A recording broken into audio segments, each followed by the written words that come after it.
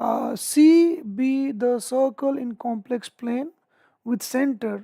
Okay, circle का center है 1 plus 3 iota by 2, radius is 1. Let Z1 1 plus iota and complex number Z2 which is outside the circle C such that modulus of Z minus Z naught into modulus of Z2 minus Z naught is 1. If Z1 Z naught Z1 Z2 are collinear, it means ये तीनों के तीनों एक line में है, तो square of modulus of Z2 का smaller value find करना है।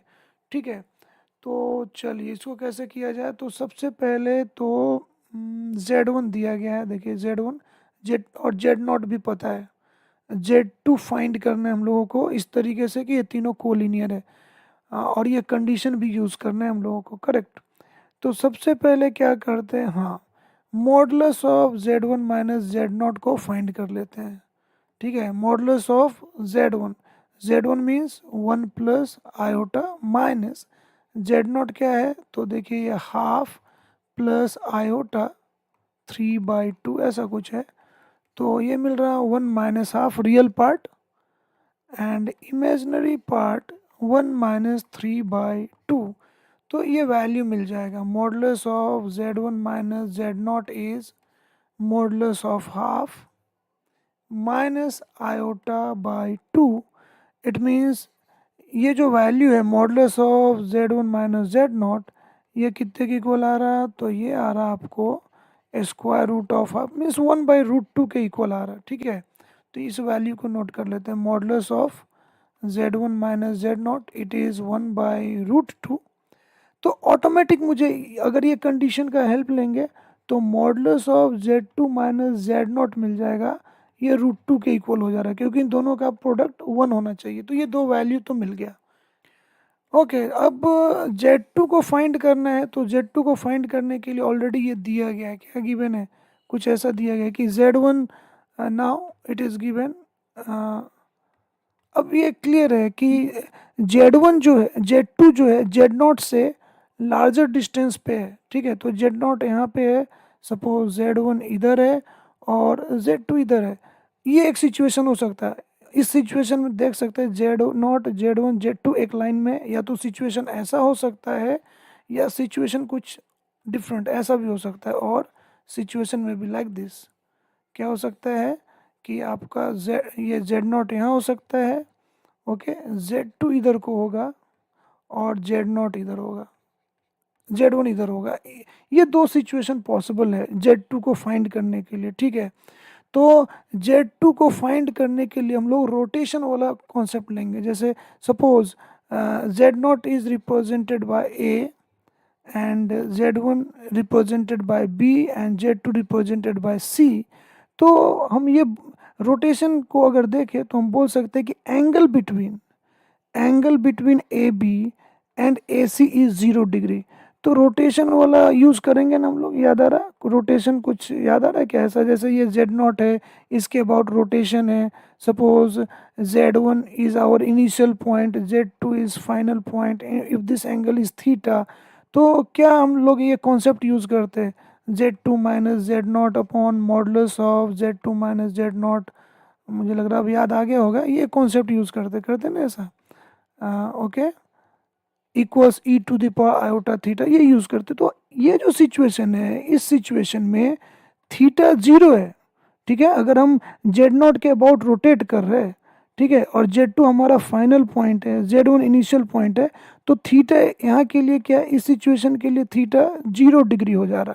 ठीक है, और ऑलरेडी हमारे पास ये वैल्यूज़ यहाँ पे देख सकते हैं, ऑलरेडी वैल्यूज़ है। इन वैल्यूज़ को सब्सटीट्यूट करके Z2 का वैल्यू फाइंड कर सकते हैं हम लोग। देखिए क्या मिलेगा, Z2 तो फाइंड करना है माइनस Z नॉट।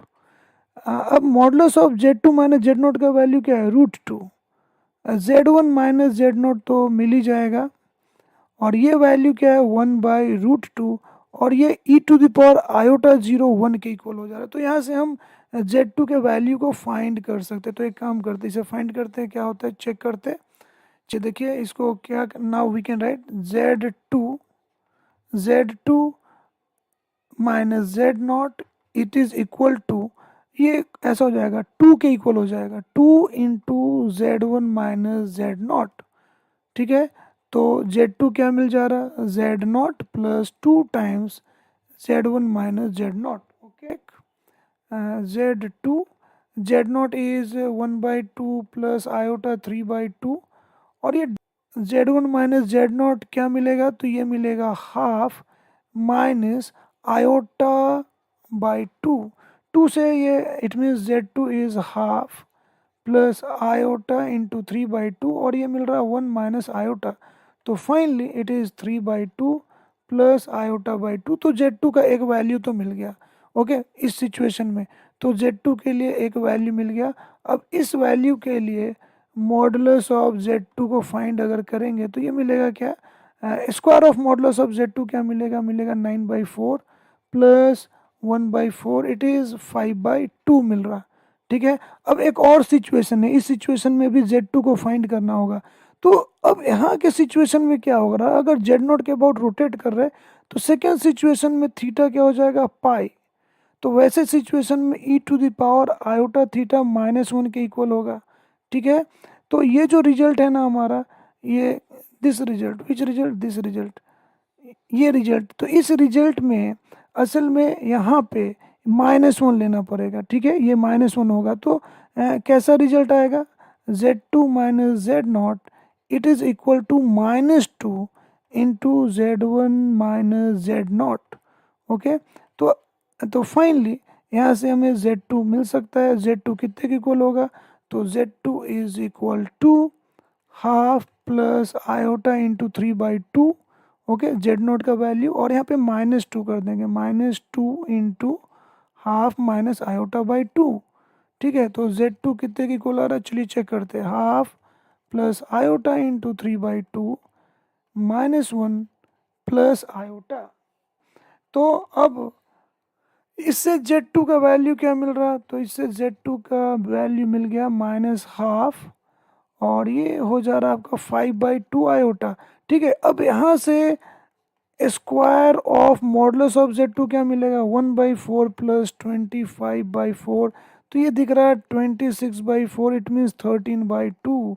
तो 13/2, और इससे पहले क्या मिला था हमें, 5/2, तो स्मॉलर वैल्यू चाहिए, तो smaller value is 5/2, this value is smaller, okay. तो आंसर क्या होना चाहिए, option A is the correct answer, okay clear.